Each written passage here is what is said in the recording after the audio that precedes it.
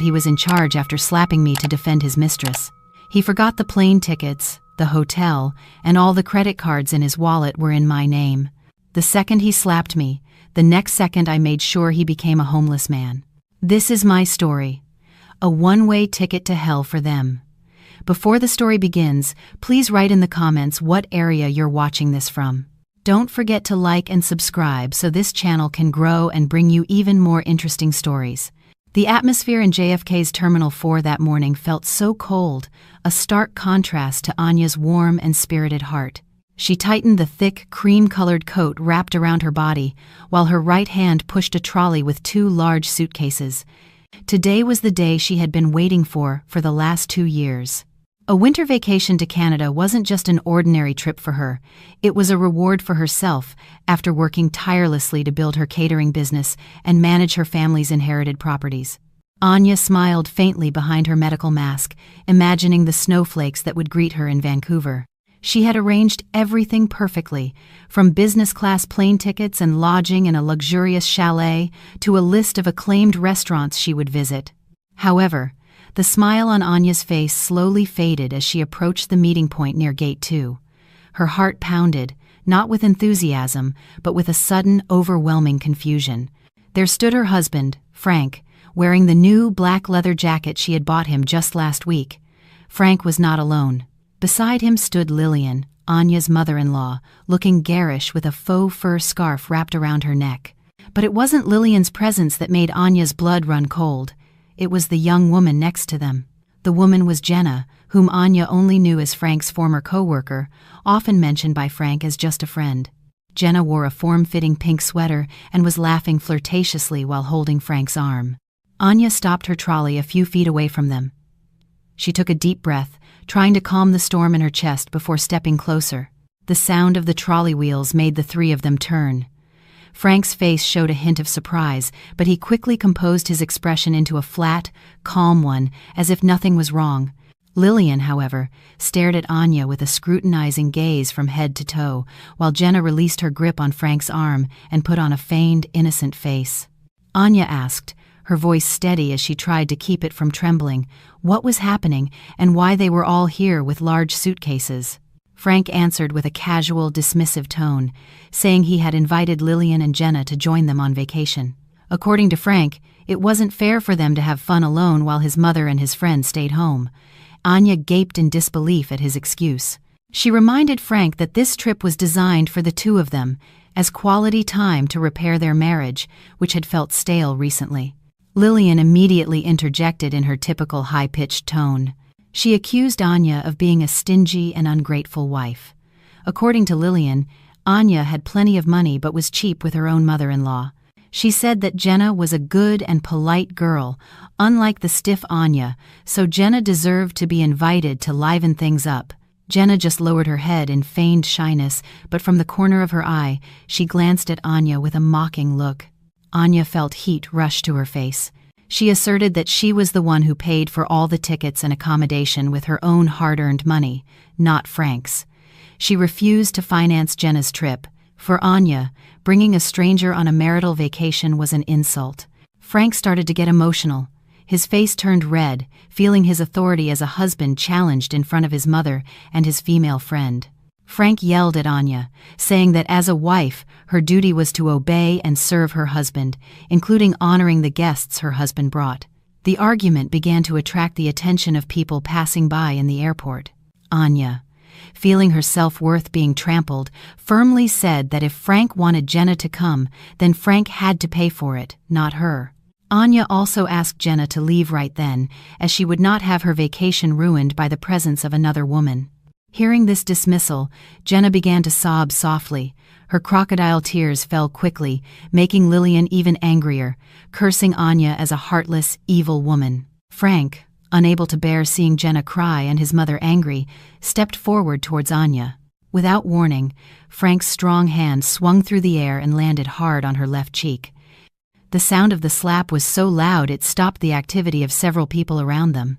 A sharp, stinging pain was immediately felt on Anya's face, followed by a heat that spread to her ear. Anya stumbled back, her hand holding her throbbing cheek. She looked at Frank with a look of disbelief. In 5 years of marriage, this was the first time Frank had been physical. Before Anya could even process the pain, Frank delivered a second slap. This time, it was harder, splitting the corner of Anya's lip.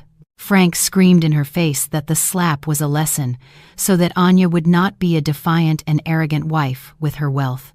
Lillian, instead of de-escalating, fanned the flames by saying Anya deserved it to be reminded of her place. Jenna, behind Frank's back, smiled faintly, victorious at seeing her rival humiliated in public. Fresh blood dripped from the corner of Anya's lip, staining her expensive cream-colored cashmere scarf. Anya tasted the saltiness of blood on her tongue. The physical pain was nothing compared to the devastation in her heart at that moment. In that instant, the remaining love and respect she had for Frank evaporated without a trace. Anya didn't cry hysterically. She didn't hit back. She just silently wiped the blood from her chin with the back of her hand, then stood tall and looked into her husband's eyes. Anya's gaze turned cold, empty, and sharp. Anya said in a low but very clear voice that she understood now. She would not argue anymore. Frank smirked cynically, thinking Anya had finally given in and submitted. Frank ordered Anya to immediately check them all in. However, Anya slowly shook her head. She said that she was leaving Frank, Lillian, and Jenna to their own fate. Anya wished them a happy vacation with a piercing sarcasm. Then she turned around, leaving her luggage trolley behind, and walked away with quick yet steady steps. Frank shouted Anya's name, telling her to come back or he would divorce her. The threat echoed in the terminal corridor, but Anya didn't look back at all. Her steps became more determined, moving away from the source of poison in her life. In her head, there was no longer a plan for a romantic vacation. There was only a new plan, far colder and more calculated. Anya took out her phone while walking. Her fingers danced quickly across the screen, accessing her banking and airline apps. That slap had awakened a sleeping lioness within Anya. She wasn't just going to leave. She was going to make sure they paid dearly for every drop of blood that came from her lips today. Frank watched Anya's shrinking back until it finally disappeared into the crowd of passengers. He grunted, arrogantly adjusting his jacket collar. Beside him, Lillian patted her son's shoulder, calming him while simultaneously justifying Frank's violent act. According to Lillian, a woman like Anya needed a physical lesson now and then so she wouldn't get a big head from having more money. Jenna, her tears having dried in an instant, clung affectionately to Frank's arm again. She asked with a feigned, worried tone, "Are we still going to Canada?" Frank laughed dismissively. With full confidence, he assured Jenna and his mother that Anya was just sulking, throwing a tantrum like a child. Frank was 100% sure that Anya wouldn't dare cancel anything because Anya loved him too much. Frank thought Anya needed time to calm down in the restroom and would surely join them later or call, crying and apologizing. Frank took over the abandoned luggage trolley, feeling victorious now that he was in control of his wife's belongings. The three of them walked with their chins up towards the first-class international airline check-in counter. Frank felt like a king leading his entourage. He imagined the soft airplane seats, luxurious food, and premium service they would soon enjoy. Lillian was busy preening in the reflection of the airport's glass windows, while Jenna was busy taking selfies to show off on her social media with a caption implying she was on a lavish vacation with her lover. The priority lane was quite empty. It didn't take long for them to reach the front of the counter. A female agent in a neat uniform greeted them with a friendly, professional smile, asking for their passports and booking code. Frank, with the air of a big boss, placed a stack of his, Lillian's, and Jenna's passports and a piece of paper with the booking code he had photographed from Anya's phone last night. He said in a commanding tone to speed up the process because his mother was tired of standing. The agent nodded politely and began typing the code into the computer system. A moment of silence passed. The agent's fingers stopped dancing on the keyboard, her brow furrowed. She tried retyping the code, this time more slowly, making sure no numbers or letters were wrong. Frank began tapping his fingers impatiently on the counter, while Jenna started complaining that her feet hurt from wearing high heels. The agent lifted her face. Her friendly smile slightly changed to a confused and regretful expression. She informed Frank that the booking code could not be found in the system for today's flight. Frank was stunned. He insisted that it couldn't be wrong because Anya had booked it a month ago and he saw the proof himself. Frank told the agent to check again properly, accusing her computer system of being faulty. The agent patiently explained that the booking history data did exist, but the ticket status for all passengers under that booking code had been unilaterally canceled by the primary account holder about 10 minutes ago. Frank's face, which had been red with anger, now turned pale. The cancellation was made right after Anya walked away from them. The harsh reality began to strike Frank's consciousness. Anya wasn't just bluffing, she had truly cut off their access. Lillian, hearing the agent's explanation, exploded with anger. She screamed hysterically in front of the counter, cursing the airline and calling Anya vile names. Lillian's shrill voice made other passengers in the economy class turn and whisper. Jenna started to panic. She shook Frank's arm and asked about the fate of their vacation. Shame began to creep across Frank's face. He tried to calm his mother, who was now having a tantrum like a child who didn't get a toy. Frank quickly took out his phone, trying to call Anya's number. He heard a ring once, then it was cut off. When he tried to call again, the operator informed him that the number he was calling was not active or out of range. Anya had turned off her phone or blocked Frank's number. A cold sweat started to form on Frank's temples. He was trapped in a very embarrassing situation. He couldn't just go home because he had already boasted to his neighbors and office colleagues that he was going abroad. His pride was too high to drag the suitcases back home. With a trembling hand, Frank took out his wallet. He took out the platinum credit card he had always been proud of. The card was actually a supplementary card issued from Anya's main account, but Frank always considered it his own. He told the agent that he would buy new tickets on the spot for 3 people. Even though the price was much higher due to the last-minute purchase, Frank didn't care. He was sure the card's limit was still very large. The agent swiped the card through the machine. The machine emitted a long beep and printed a small receipt. The agent read it and, in a polite but firm tone, said that the transaction was declined by the issuing bank. Frank couldn't believe it. He told the agent to try again. The result was the same. Declined. Frank took out a second card, a debit card also connected to the joint account, 90% of which was funded by Anya. The result was still the same. Transaction failed. Insufficient funds or card has been blocked. A series of text messages came to Frank's phone in succession.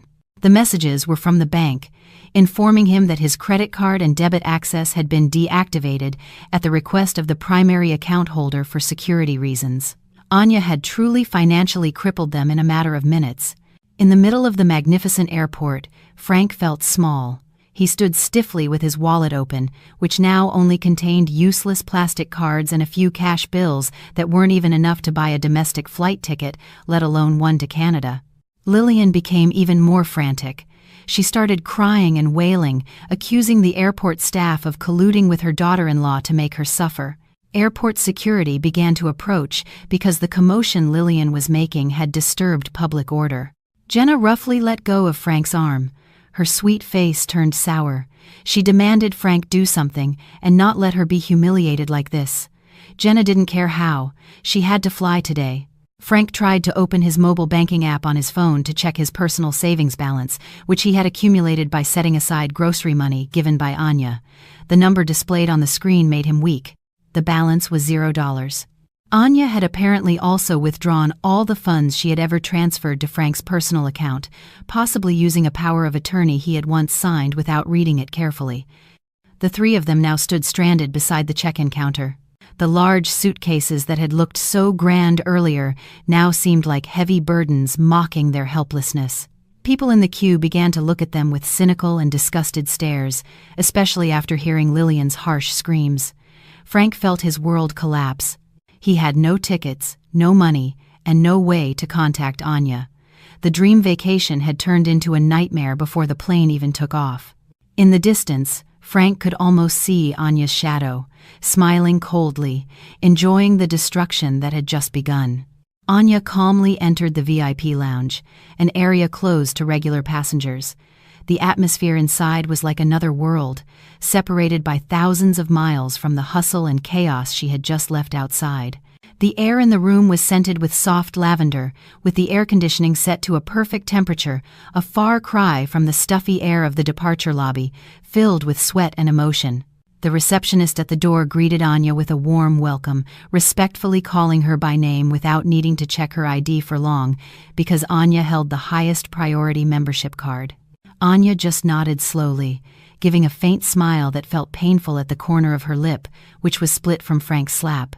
She chose a single sofa facing the runway, where giant planes prepared to carry people's dreams to other parts of the world. After sitting down and leaning back her stiff back, a server came with a fresh orange-red mocktail and a warm towel. Anya accepted the towel and slowly pressed it to her still throbbing cheek.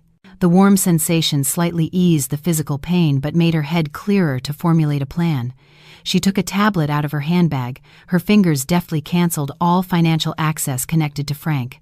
One by one, blocking notifications appeared on her screen.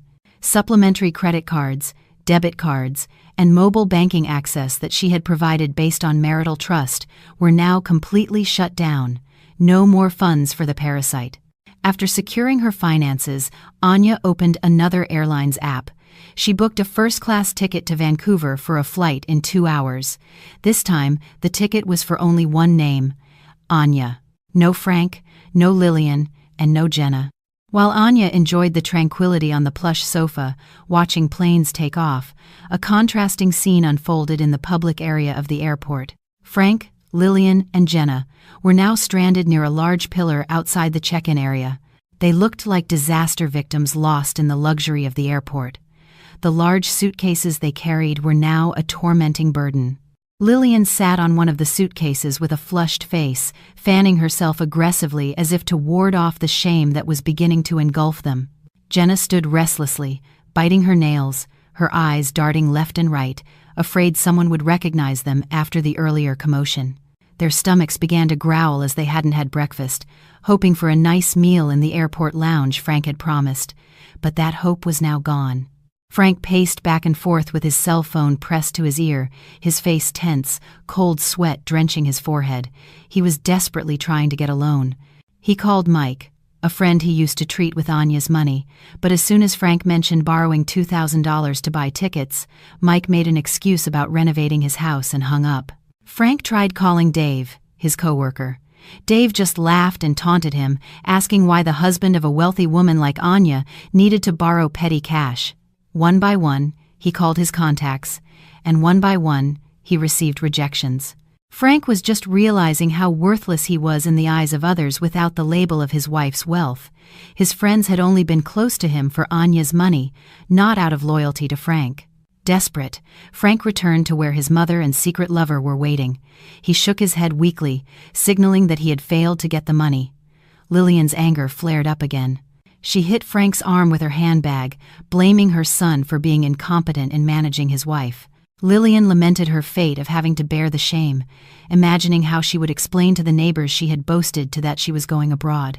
Jenna, who had been quiet, started to whine, complaining of thirst and hunger and her feet hurting from standing so long. She demanded Frank buy her a drink at the airport cafeteria. Frank reached into his pants pocket, pulling out his now thin leather wallet. He only had $10 in cash. The price of 3 bottles of water and a sandwich at the airport would wipe out his remaining money instantly. Inside the VIP lounge, Anya opened her social media.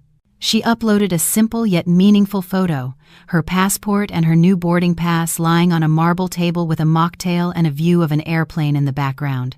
She wrote a short caption, "Flying solo is lighter without the trash baggage. Bye NYC." Hello Vancouver. The post immediately got hundreds of reactions in minutes.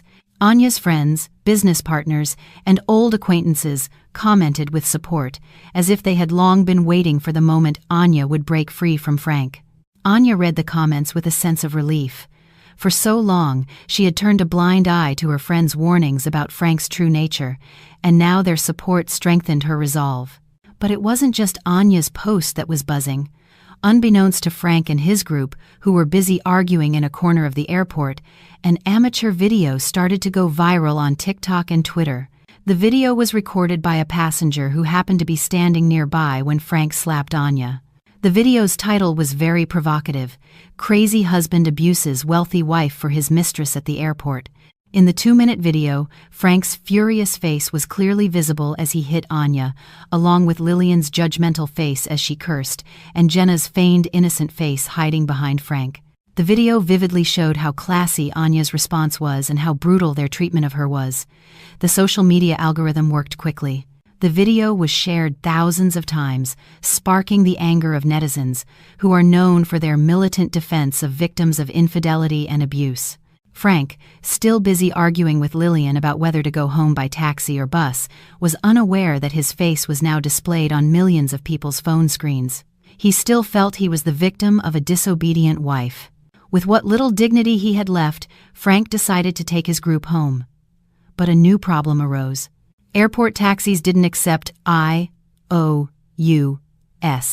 and his ride-sharing app couldn't be used because it was linked to the credit card Anya had blocked. They had to find a way to get back to the luxurious house, for which they weren't even sure they still had the key. Frank looked at the airport exit with a bleak expression.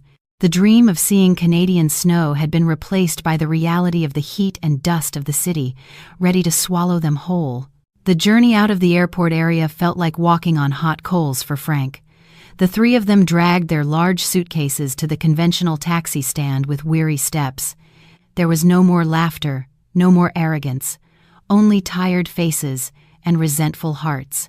When they reached the taxi queue, the driver refused to take them without a guarantee of cash payment, considering the long distance to their upscale neighborhood and the significant toll fees. With a heavy heart, Frank took off the chronograph watch from his wrist, a super-quality fake he bought for status. He offered the watch to a shady taxi driver hanging around a corner.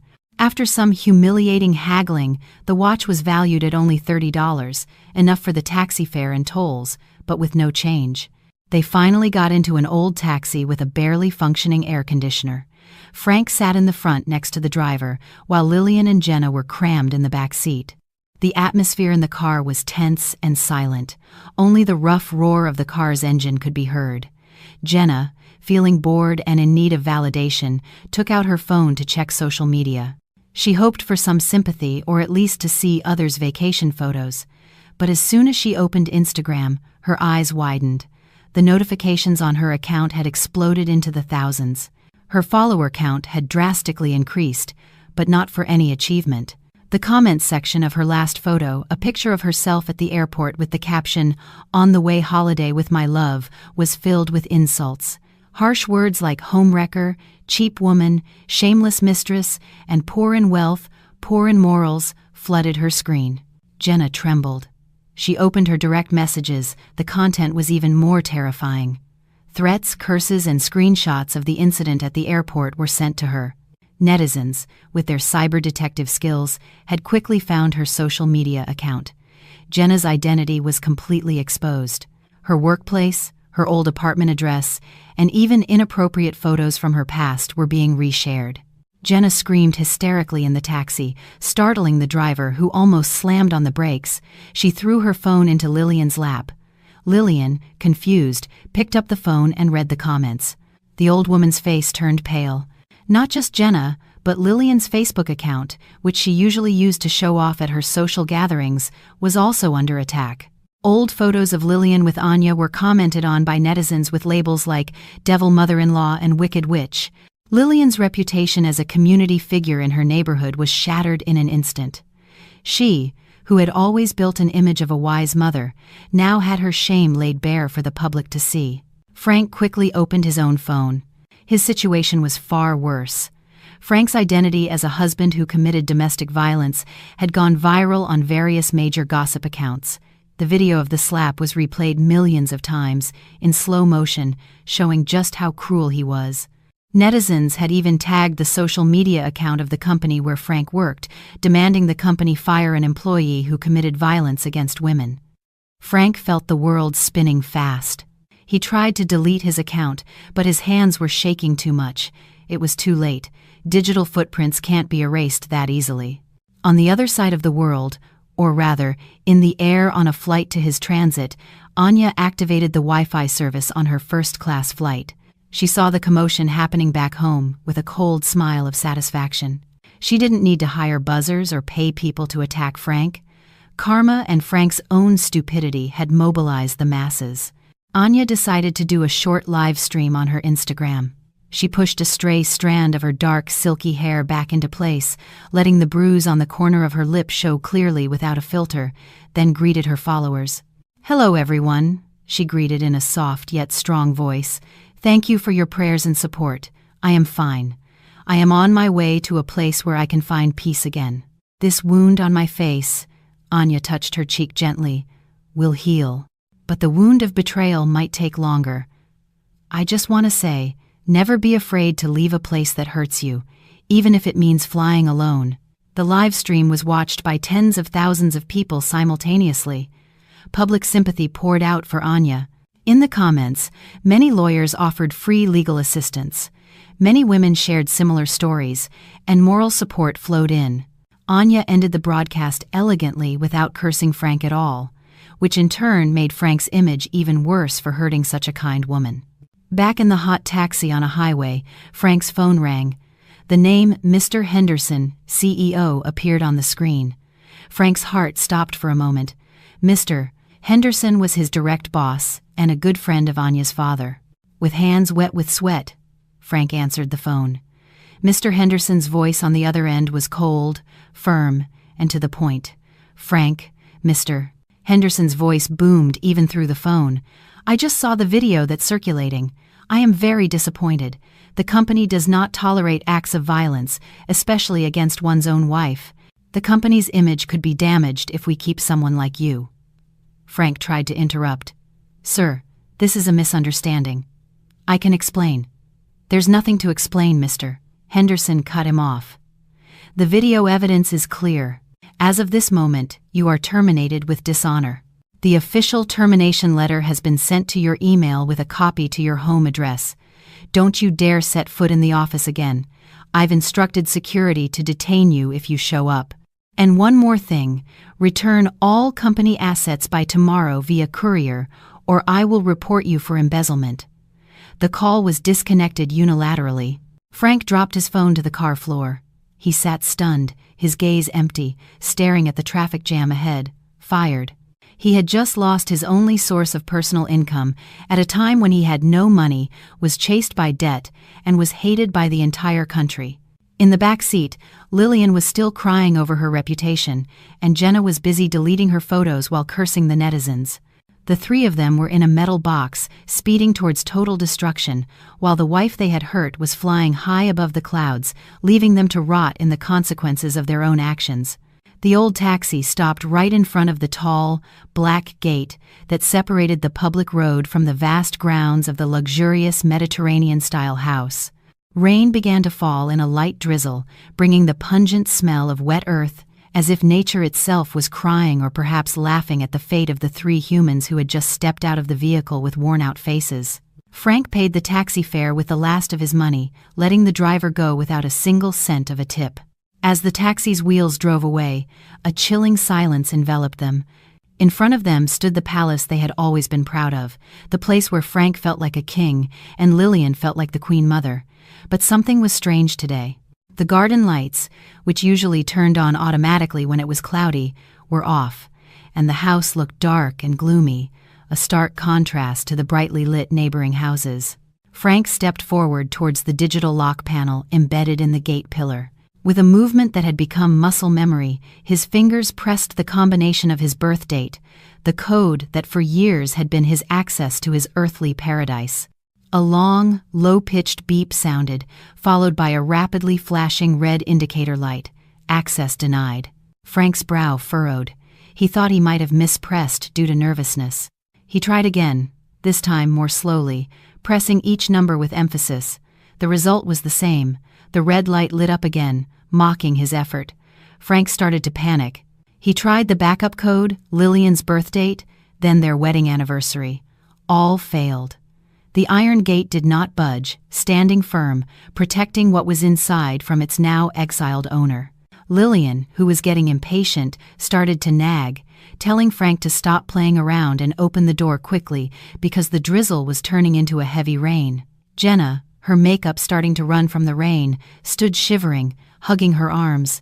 Her eyes stared blankly at a pile of brown cardboard boxes lying haphazardly outside the fence, right next to the security post. The pile was covered with a makeshift blue tarp to keep it from getting wet, but the edges were still splattered with mud. A bad feeling began to creep into Jenna's heart. She nudged Frank's arm and pointed to the pile with her chin. Before Frank could check the pile of boxes, the small door of the security post opened. Out came Mr. Johnson, the security guard who had worked at the house since the time of Anya's late father. Mr.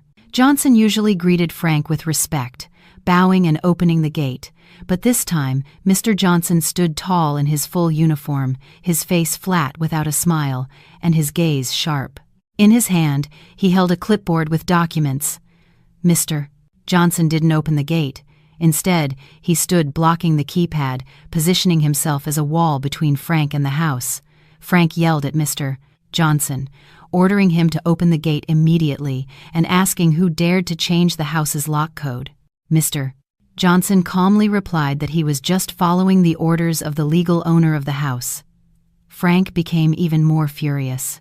He shouted that he was the husband of the owner, which meant he was also the owner of the house. Mr.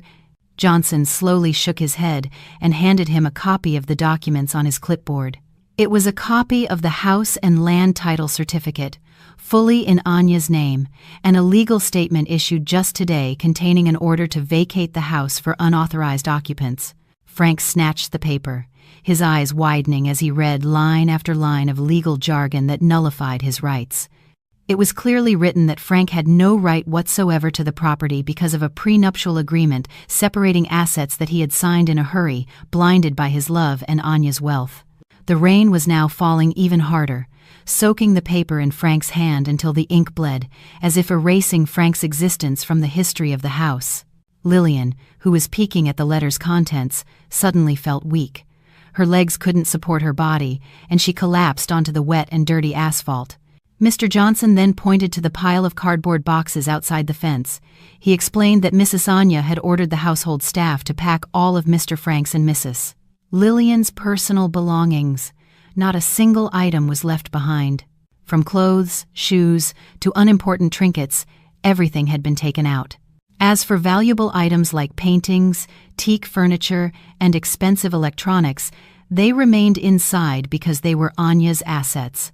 Mr. Johnson stressed that they were strictly forbidden to step past the gate. If they forced their way in, Mr. Johnson was instructed to press a panic button, connected directly to the nearest police station on charges of property trespassing. Lillian screamed hysterically. She crawled towards the pile of boxes and began to rummage through them brutally. She was looking for her collection of antique ceramic vases, which she claimed were hers, even though they were bought with Anya's money. She found one of the vases broken inside a box due to careless packing. Lillian's cries broke out in the middle of the downpour. She hugged the ceramic shards as if holding the corpse of her own child, mourning her fate of being kicked out like a stray cat. Jenna, seeing the chaos, began to lose her patience. She didn't care about the vases or the land title. All she cared about was that she was soaked, cold, and hungry. Jenna started cursing Frank. Her sweet voice was gone, replaced by a harsh shriek. She called Frank a useless, deceitful, and poor man. Jenna screamed that she regretted going on vacation with him if it meant ending up homeless like this. She stomped her foot in a puddle, splashing mud onto Frank's pants. Jenna said she was just going to go home to her apartment. She didn't want to suffer with them. She turned to leave, to find another taxi, though she didn't know how she would pay for it. Seeing Jenna about to leave, Frank, who was at his lowest emotional point, felt abandoned. He chased after Jenna, grabbing her wrist roughly. Frank screamed in the middle of the rain, his eyes wild with anger and despair. He reminded Jenna that she was one of the reasons for this destruction. Frank would not let Jenna run away so easily after enjoying his money all this time. Frank said that Jenna had to suffer with him because they had been kicked out together. Frank's grip was so strong that Jenna winced in pain. Their argument became a free show for Mr. Johnson, who was still standing firmly behind the gate. Curious neighbors began to peek from behind their window curtains. Frank, Lillian, and Jenna were now truly social outcasts, thrown onto the street without a roof, without money, and without dignity.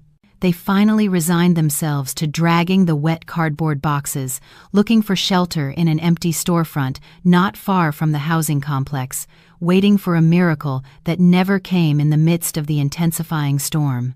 The night grew later, and the cold air pierced to the bone.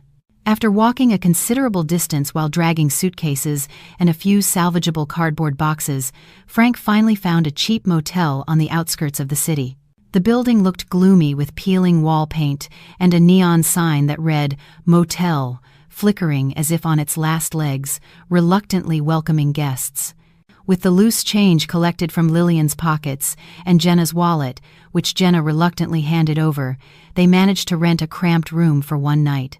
It was the lowest-class room, damp, smelling of stale cigarette smoke, and with only one queen-sized bed with dingy-looking sheets. As soon as the room door was opened, a musty smell immediately assaulted their noses. Jenna instantly covered her nose with a disgusted expression she didn't bother to hide.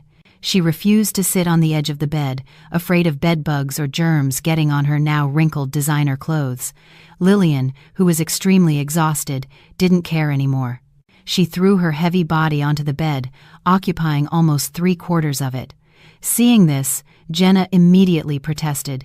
She screamed that she didn't want to sleep on the cold, dirty floor. She demanded Lillian move over and give her space. Lillian, whose mood was very bad, refused to back down. She yelled at Jenna, saying that elders should be respected. She brought up that it was because of Jenna that Anya had thrown a fit and kicked them out. If Jenna hadn't come along, maybe Lillian would still be sleeping in a plush king-sized bed in their house. Jenna, hearing this accusation, exploded. The mask of a gentle and submissive woman she had worn in front of Lillian shattered into pieces. Jenna retorted with harsh words, calling Lillian a greedy old woman who just wanted to leech off others. Jenna said that Lillian also enjoyed the money Frank gave her, so she shouldn't be a hypocrite, and blamed Jenna. A disgraceful fight for sleeping space ensued. Jenna pulled the blanket Lillian was using, and Lillian pulled Jenna's wet hair. They rolled around on the musty bed, scratching and cursing each other like stray cats fighting over scraps of food. Frank could only sit on a rickety wooden chair in the corner of the room, holding his head, which felt like it was about to split open. He watched the two women he had vehemently defended at the airport now hurting each other in a cheap motel. The sight slapped his conscience. Was this the happiness he had risked by sacrificing his faithful wife? Amid the chaos, Frank's gaze fell on an old corded telephone attached to the wall near a dressing table with a cracked mirror. A crazy idea came to his mind. Maybe, just maybe, Anya still had a little pity. Maybe she would soften if she heard Frank's pleading voice. Frank approached the phone. He knew he couldn't make a direct international call from the motel phone without a deposit, but he remembered he had an old international calling card he once bought for work, and he had saved the code in his wallet. With trembling hands, he entered the access code and dialed Anya's personal cell phone number, which he knew by heart. The phone rang. Frank's heart pounded. First ring, second ring, third ring. Frank almost hung up out of despair, but suddenly he heard a voice. "Hello?" Anya's voice sounded clear, calm, and in the background, there was the sound of crackling wood, a fireplace. Frank was choked up. He could imagine Anya sitting comfortably on a leather sofa in a warm wooden chalet in the Whistler Mountains, maybe holding a cup of hot chocolate while the snow fell beautifully outside. A stark contrast to Frank, who was in a smelly room with the background noise of his mother's and his mistress's screams. "Anya, it's me." Frank's voice was hoarse and pathetic. "I'm begging you, Anya, forgive me. We have nowhere to live. My mother is sick. Jenna is sorry. Please, help us. Open the door to the house, or at least transfer some money for us to eat. I promise I'll fix everything. I'll divorce Jenna if you want." There was a brief silence on the other end, then a small, crisp laugh. Not a harsh, mocking laugh, but the light laugh of someone truly unburdened. "I'm sorry, who is this?" Anya asked in a deliberately flat tone. "My husband died this morning at the airport, along with my concern for him, and as for the people you mentioned, I don't know them. I have no obligation to feed strangers, especially ungrateful poor people." Frank tried to plead again, tears starting to fall. "Anya, "Don't be so cruel. I'm your husband." "Ex-husband," Anya corrected sharply. "Enjoy your night in the hell of your own making. Oh, and by the way, this chalet is very warm. As warm as the happiness I feel watching you be destroyed." Click. The line was disconnected. The monotonous dial tone sounded like a death sentence for Frank's last hope. He slowly placed the receiver back in its cradle. His body slumped to the cold floor. Meanwhile, on the bed, the fight between Lillian and Jenna had subsided due to exhaustion. Lillian finally fell asleep, curled up and hugging her handbag, snoring loudly from physical and mental fatigue. Jenna sat at the edge of the bed, her eyes red and swollen, staring at Frank's back with hatred. She had heard the phone conversation. She heard that Frank was ready to divorce her for Anya's money. Jenna's heart turned to ice. She realized there was no love here, only self-interest. And now this ship had sunk. She had to save herself. Jenna's eyes then fell on Lillian's ring finger, which was lying limp beside the pillow. A vintage gold ring with a red ruby was on it. It was the only genuine piece of jewelry Lillian owned, an heirloom from her late husband that she never took off, even when she showered. Jenna swallowed hard. Her cunning brain worked fast. The ring could surely be sold for a few $1,000s, enough for a bus ticket back to her hometown, or at least to rent a new room and eat for a week.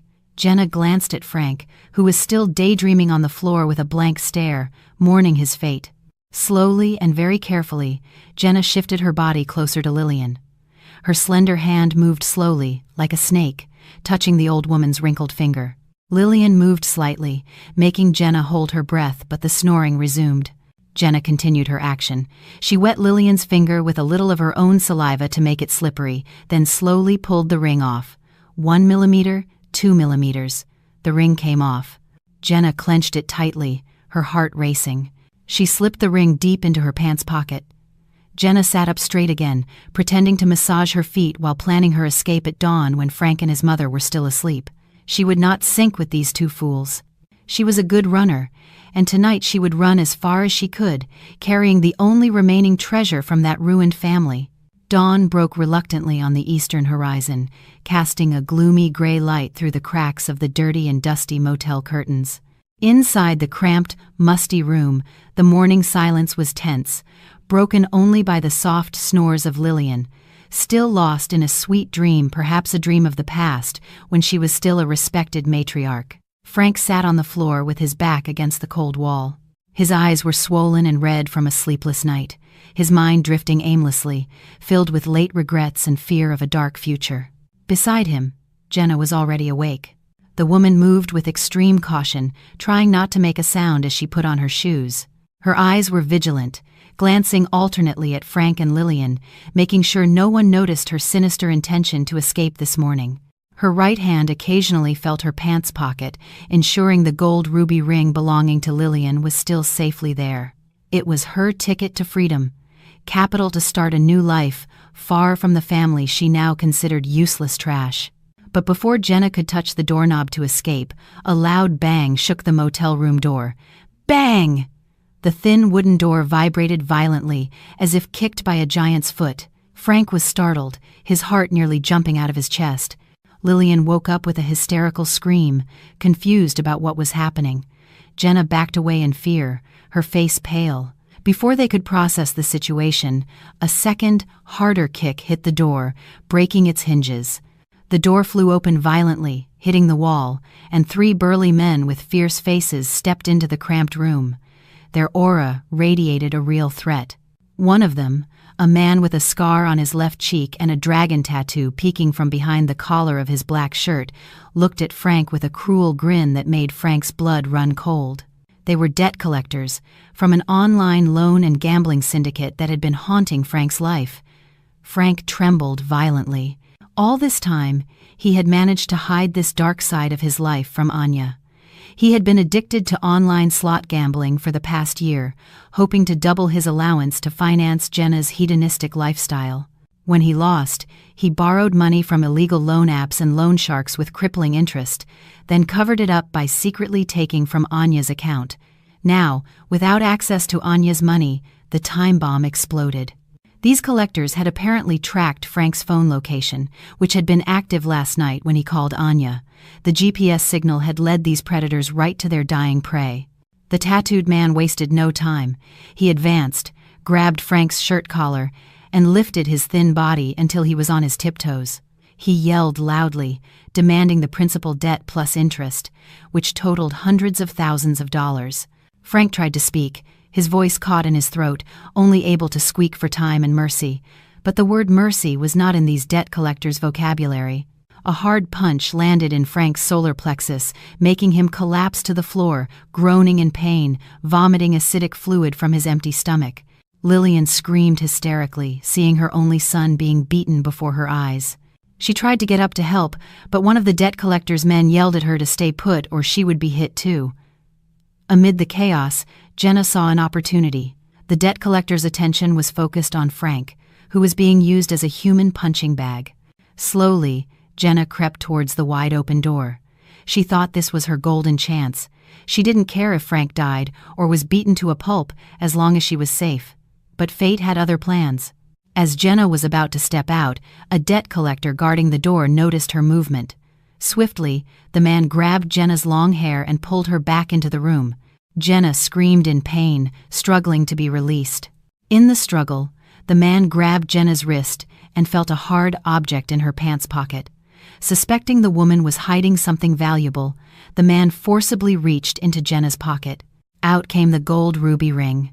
The man held the ring up high, laughing mockingly, asking if this ring could be used as payment for Frank's interest. Lillian's eyes widened when she saw her beloved ring, the heirloom from her late husband that was supposed to be on her finger, now in the hands of a debt collector, taken from Jenna's pocket. The realization hit Lillian like a ton of bricks. The woman she had praised as her ideal daughter-in-law, whom she had defended vehemently in front of Anya, was a thief. Lillian's anger exploded beyond her fear. She rose from the bed and lunged at Jenna with her sharp fingernails. She didn't care about the debt collectors around her. Her focus was only on destroying Jenna. A very tragic and ironic scene unfolded in that small room. Frank groaned in pain on the floor under the foot of a debt collector, while his mother wrestled on the bed with his secret lover. Lillian pulled Jenna's hair, cursing her as a thief and a promiscuous woman. Jenna, cornered, did not stay silent. She scratched Lillian's face, screaming that Lillian was a foolish old woman who deserved to be deceived. The ring was thrown to a corner of the room, rolling away, ownerless. The debt collectors just laughed, watching the drama of a broken family unfold before them. The tattooed man even managed to record the incident with his phone, intending to use it as further intimidation. They began to ransack the bags and suitcases, taking phones, watches, and loose change, considering it an initial seizure. The chaos peaked when the sound of police sirens was heard, wailing closer and stopping right in front of the motel. The debt collectors looked at each other, their faces panicked. They knew dealing with the police in a serious assault case would complicate their boss's business. Hurriedly, they spat on Frank one more time, kicked a suitcase aside, and ran out the back door of the motel, leaving Frank, Lillian, and Jenna battered and bruised. Frank, with his remaining consciousness, felt a glimmer of hope. He thought the police came because a motel neighbor had reported the commotion from the debt collectors. He thought the police would save him, take him to the hospital, and protect him. He tried to get up, crawling towards the door with a bruised face and a split, bleeding lip. When two uniformed officers appeared in the doorway, Frank raised his trembling hand, smiled weakly, and said softly, "Help me, sir. They wanted to kill me." But the police officer did not return his smile. Their faces were cold, firm, and without empathy. One officer took out an official piece of paper and a pair of shiny silver handcuffs. The officer read a sentence that crushed the rest of Frank's hope into dust. "Mr. Frank, we are from the police. You are under arrest on suspicion of the criminal act of domestic violence against your wife, Miss Anya. In accordance with the report filed and the medical evidence, as well as the circulating video, you have the right to remain silent, but anything you say can be used against you in court." Frank gaped, his brain failing to process the information.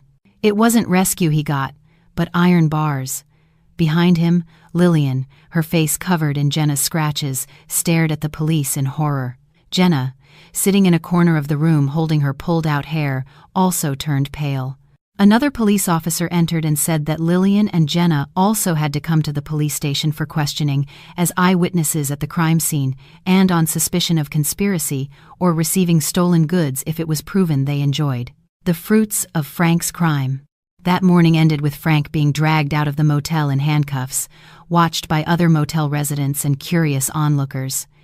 He walked with a limp, not towards the airport for a winter vacation, but towards a patrol car that would take him to a cold and stuffy jail cell.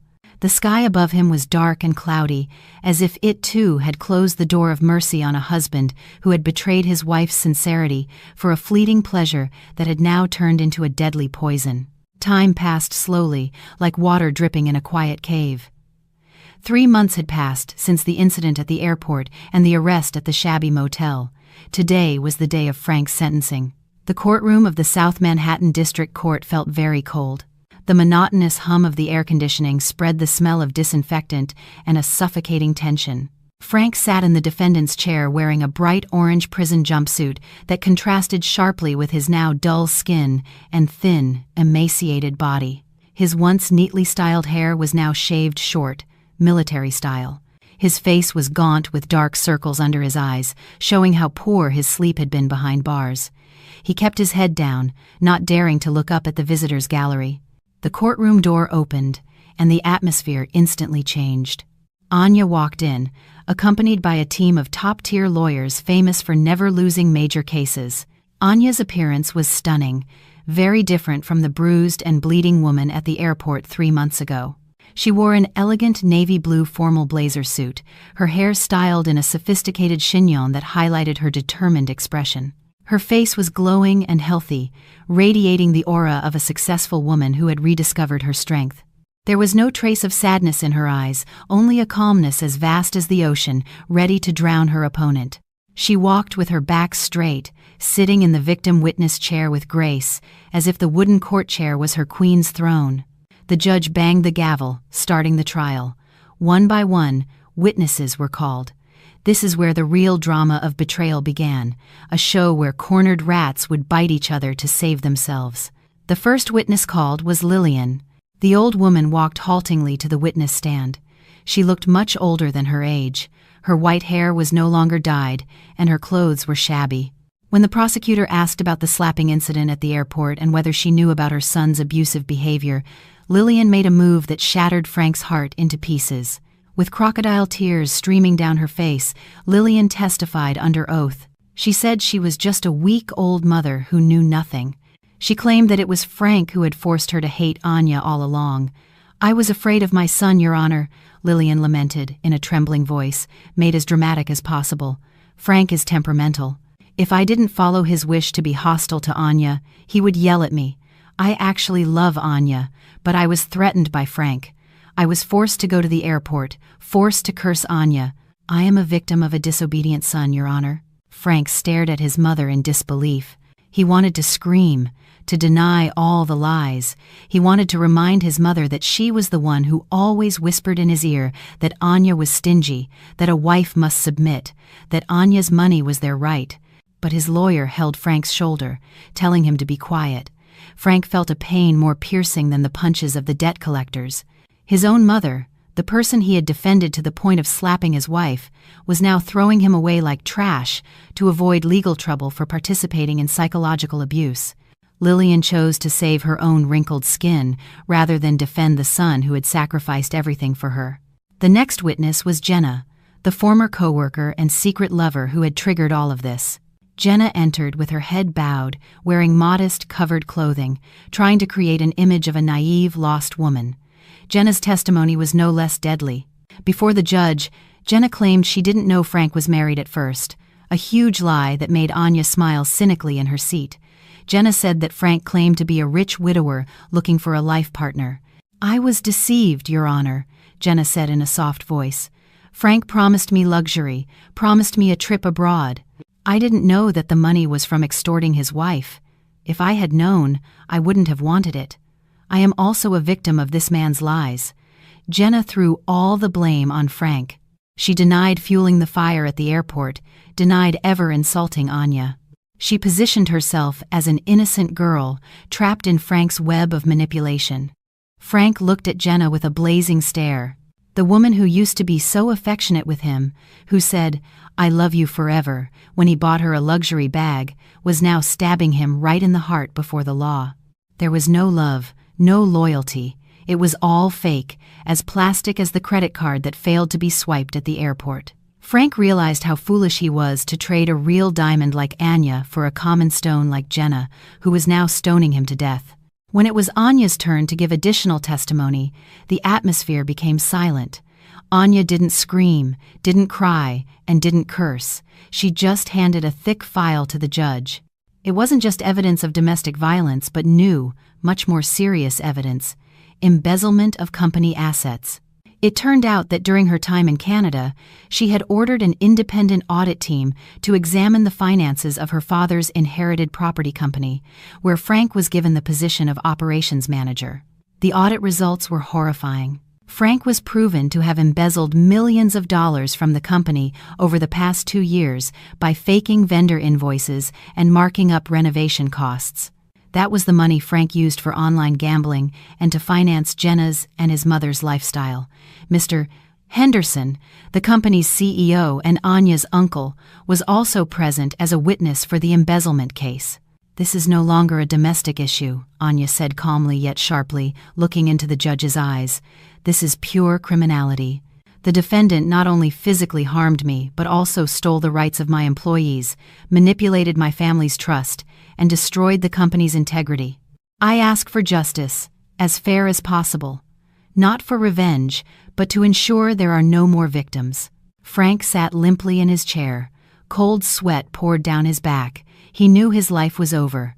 The domestic violence case alone could put him in prison for years. Compounded with the embezzlement of a large sum of money, he might spend the rest of his youth rotting in a cell. He looked around the room. His mother looked away, pretending to be busy with her bag.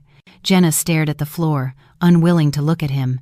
And Anya looked straight at him, a look that no longer contained love or hatred, but the look of someone seeing a pitiful stranger. The judge banged the gavel to recess the trial for deliberation. But the aura of defeat had completely enveloped Frank. As the officers escorted him back to the temporary holding cell, Frank happened to pass Anya in the hallway. Frank wanted to open his mouth, to say sorry, to beg, but his tongue was tied. Anya stopped for a moment, just a meter away from him.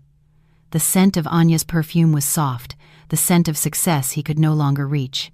"You know, Frank," she whispered softly, her voice like a piercing winter wind, "I used to be willing to die for you. But now, seeing you betrayed by your own mother and mistress, I realize your heaviest punishment isn't prison. Your heaviest punishment is living with the knowledge that you threw away the only person who ever truly loved you for people who won't even look at you when you're down. Enjoy your loneliness." Anya walked away. The clicking of her high heels echoed, moving further away, leaving Frank standing frozen with tears finally streaming down his face. Tears of regret that were now worthless. The iron door of the holding cell closed behind him with a loud clang, locking Frank in the darkness of the fate he had designed for himself. The main courtroom was silent again, but this time the silence felt much heavier and more oppressive, as if the oxygen in the room had been sucked out by the escalating tension. The chief judge, a middle-aged man with thick glasses and an undeniable authority, adjusted his black robe before reading the verdict sheet in front of him. Frank sat in the defendant's chair, his body slumping even more. Cold sweat soaked his back, seeping through the orange prison jumpsuit he wore. Behind him, the public gallery was packed with journalists and curious citizens eager to see the end of the viral airport husband drama. Anya sat calmly in the front row, accompanied by her lawyer, looking straight at the judge without any discernible expression, as if she were watching a boring business report reading, "Not the fate of her ex-husband." The judge's voice broke the silence, reading the verdict with a flat yet firm intonation that echoed throughout the room. Based on the undeniable evidence, including the medical report of Anya's injuries, the viral video recording, the witnesses' testimonies, and the forensic financial audit of the company, the panel of judges finds the defendant, Frank, legally and convincingly guilty of committing the criminal acts of physical and psychological domestic violence, as well as the criminal act of continuous corporate embezzlement. The judge sentenced him to 12 years in prison, plus an obligation to pay a fine and restitution to the company amounting to $5 million. If not paid, the defendant's personal assets would be seized by the state and the prison term would be extended. The gavel was struck 3 times. Thud, thud, thud. The sound was like a death knell for Frank's future. His legs went weak instantly. He almost slid off his chair if not for the prosecutor's officer standing beside him. 12 years. He would spend his prime years behind bars. He would get out as an old man with nothing. No wealth, no career, and no family. The verdict also included the seizure of all remaining assets in Frank's name: his financed car that wasn't paid off, his sports motorcycle, and the contents of his personal bank account, which was already empty, to cover a small fraction of the money he stole from the company. Frank was officially and legally made completely destitute. He looked back, searching for his mother's or Jenna's face, hoping for a shred of sympathy, but the witness bench was empty. They had already fled before the gavel was struck, afraid of being dragged down further. Outside the courthouse, Jenna's fate was no better. The woman tried to sneak out through a side door to avoid the reporters, but her face, which was too well known on social media, made her easily recognizable. A group of mothers, enraged by her video at the airport, shouted at Jenna, throwing empty water bottles and leftover food at her. Jenna ran in terror towards the main road, her tears flowing from shame and fear. But Jenna's suffering had just begun. Her phone rang continuously, not from friends wanting to console her, but from strange numbers terrorizing her. The online loan sharks, whose loans used her ID, due to Frank's and Jenna's own actions of often borrowing each other's data, began to hunt her. Jenna tried to go back to her luxury apartment, but in front of her room, her belongings had been thrown out by the landlord in large, black trash bags. The landlord, a firm woman who didn't want her place tainted, evicted Jenna on the spot, because many unknown debt collectors had been causing a commotion looking for Jenna. Jenna also received a termination email from her workplace for tarnishing the institution's good name. Without a job, without a home, and chased by debt, the once arrogant and spoiled Jenna was now wandering the streets. She tried to contact her friends, but all her numbers were blocked. No one wanted to take in a viral homewrecker who could bring trouble. Jenna ended up at a roadside food stall, crying over her fate while holding her last $50, realizing that her beauty couldn't save her from the destruction she had sown herself. Meanwhile, karma for Lillian came in a quiet but painful way. After giving false testimony that incriminated her own son in court, Lillian was kicked out by a distant relative she was temporarily staying with. They were ashamed to have a relative who went viral as a cruel mother-in-law and a betrayer of her own child. "We don't want our house visited by reporters or debt collectors because of you," her cousin said, shutting the door right in Lillian's face. Wandering with a heavy bag of clothes, Lillian tried one desperate act. She took a motorcycle taxi to Anya's parents' house, hoping her former in-laws would have the heart to take in an old woman like her. Upon reaching the magnificent gate of Anya's parents' house, Lillian was stopped by a security guard. She begged and even prostrated on the hot asphalt, asking to meet Anya's mother. "Please tell her I'm sorry. I was wrong. I have nowhere to go," Lillian wailed.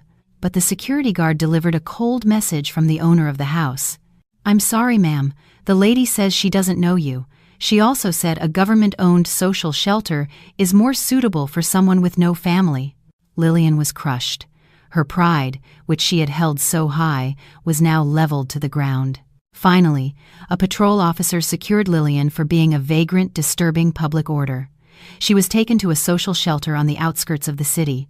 There, Lillian had to sleep on a thin mattress next to dozens of other homeless people, eat a tray of bland food, and live out her old age in endless regret, with no child or daughter-in-law who would ever visit her. A week after the verdict, Anya decided to visit Frank at the detention center for the last time before he was transferred to a maximum security prison. In the visiting room, separated by thick glass and iron bars, Frank was brought in by an officer. His appearance was pathetic. His head was shaved, his face was dull and covered in acne and unhealed scars, his body was skin and bones. The arrogant aura he used to exude was completely gone, replaced by a dark aura of despair. When he saw Anya sitting across the table, looking so radiant, clean, and fragrant, Frank cried. His tears just broke out, the tears of a loser who realized how foolish he was to let go of a diamond for a piece of dirt. Frank tried to reach for Anya's hand through the gap in the bars, but Anya calmly pulled her hand back. "Anya, forgive me. I was wrong. I was stupid. Please help me. I can't take it in here. The food is rotten. I'm beaten by other inmates every night. Please talk to the lawyer. Lighten my sentence. I promise I will serve you for the rest of my life after I get out," Frank rambled in a hoarse voice, tears and snot mixing on his dirty face. Anya looked at Frank with an unreadable expression. Not hate, not anger, but a look of pity, like seeing a sick dog dying on the side of the road. Anya placed a brown envelope on the table. "I didn't come to listen to your worthless promises," Anya said in a soft but firm voice. "I came to give you a copy of our divorce decree. The family court granted my petition yesterday. We are officially divorced by state and religion. There is no relationship between us anymore." Frank shook his head hysterically, refusing to touch the envelope. "No, Anya, don't leave me. Who will take care of me? I haven't heard from my mother. Jenna has disappeared. You're all I have." Anya smiled faintly, a smile that implied a tremendous release of a burden. "That's the point, Frank. You are alone now because of your own choices. You threw away a sincere wife. You took advantage of a greedy mother, and you cheated with a materialistic woman. Now, enjoy the harvest of what you have sown." Anya stood up, straightening her blazer. She looked deep into Frank's eyes for the last time. "Thank you, Frank. Your slap at the airport that day was the best thing you ever did for me. The pain woke me up from a long sleep. Without that slap, I might still be a foolish wife financing a parasite like you. Now, I am free." Anya turned and walked towards the exit without looking back, even as Frank screamed her name until his voice was gone and he was forcibly dragged back to his dark cell by the officers. Anya stepped out of the prison building, taking a deep breath of free air. The sky, usually gray, looked so blue and bright today. Justice had been served, karma had been paid in full, and the old book was closed shut. There was no more lingering grudge, only a vast sense of relief, as vast as the future that now lay before her. 6 months had passed since the storm of life hit and passed. Time, as promised by the universe, worked as the most potent healer for those willing to rise again. Anya's life had changed drastically, far better than she had ever imagined. The property and catering businesses she managed were thriving. Without the financial leaks that Frank used to cause, the company's profits soared. Anya used the profits to expand her business and open a charity foundation for victims of domestic violence, a real dedication from her bitter experience to help other women dare to speak up. Anya's name was now known not as a viral victim's wife, but as an inspiring, tough, and generous businesswoman. Her face often graced business magazines, radiating a balanced beauty and strength. This morning, the atmosphere at Anya's parents' home was warm and lively. Large suitcases were neatly lined up in the living room, but this time there was no drama, no tension, and no parasites. Anya was helping her mother pack a knitted shawl into her handbag. Anya's father, a wise retiree, was busy checking passports and tickets while humming a little tune. Today they were leaving for Europe for a 3-week spring vacation. This was a trip Anya had long dreamed of, taking her parents around the world with her own hard-earned money, making them happy in their old age, something that had been delayed because she was too busy dealing with Frank and his family's problems. "Is everything ready, sweetie?" Anya's father asked with a wide smile, patting his daughter's shoulder affectionately. "Yes, Dad. The car to the airport is already on standby outside," Anya replied, hugging her father's arm. There was such a deep sense of peace as she felt the warmth of a real family. No more nagging Lillian demanding shopping sprees, no more Frank busy with his own phone. Just the crisp laughter of her mother teasing her father about his arthritis medicine that he shouldn't forget. The trip to JFK Airport this time felt very different. As their luxury car entered the Terminal 4 area, the memory of 6 months ago flickered in Anya's mind. She looked towards Meeting Point Gate 2, the place where she was slapped and humiliated. But strangely, there was no more pain. The wound had completely healed, leaving only a valuable lesson. Anya smiled faintly at the memory, as if greeting a ghost from the past that no longer had the power to hurt her. She held her parents' hands, walking with her chin up, full of confidence, towards the first-class check-in counter. This time, there was no drama of declined cards or canceled tickets. The staff greeted them very warmly, providing the best service for Anya and her family. A few hours later, Anya was comfortably seated in a first-class seat of a 5-star airline that would take her to Zurich. The luxurious cabin interior, the seat that could be reclined into a flatbed, and a glass of fresh orange juice on her side table made the atmosphere feel so private and calm. Her father and mother sat across the aisle, enthusiastically pressing the buttons of the advanced seat features like children. Anya looked at them with teary eyes, happy. This was true happiness, sharing her blessings with people who sincerely loved her unconditionally. As the plane began to taxi towards the runway, Anya idly turned on the television screen in front of her to find some entertainment. She switched the channel to a national news channel. Suddenly, a breaking news report caught her attention. The headline was written in large letters on the screen: "Transfer of high-profile inmates to maximum security penitentiary." Anya was about to change the channel, but her eyes caught a familiar figure on the screen. The news camera focused on a line of inmates with their hands and feet in chains, being led onto a ferry to the notoriously grim prison island. Among the line of fierce-faced inmates was a thin, emaciated man with a bald head and sunken face. It was Frank. He looked very old and frail, walking with a limp because his legs were dragged by iron chains. His face was dirty, his eyes were empty, staring at the ground, as if the soul inside his body was already dead.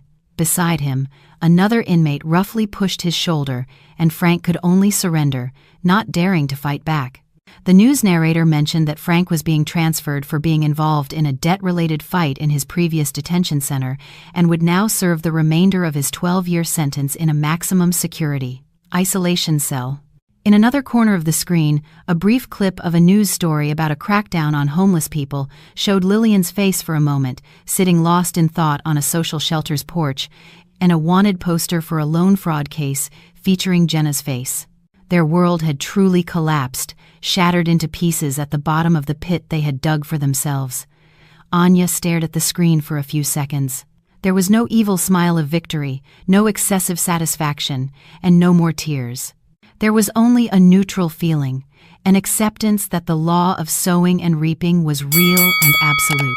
Frank, Lillian, and Jenna were now just fragments of crime news on television, strangers who were no longer relevant in her life.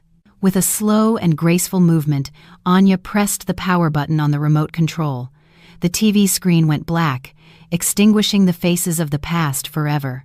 Anya then turned to the airplane window. Outside, the plane's engine roared powerfully, lifting the giant metal bird off the hot tarmac, piercing through the white clouds towards the boundless blue sky. "Anya, what do you want to order for your meal later?" her mother asked from across the aisle, breaking her reverie. Anya turned and smiled widely, the most sincere smile she had ever had. "Anything, Mom? As long as I'm eating with you and Dad, everything will taste delicious." Anya leaned back, pulled the soft blanket up to her chest, and closed her eyes. The cold and painful winter of her life was over.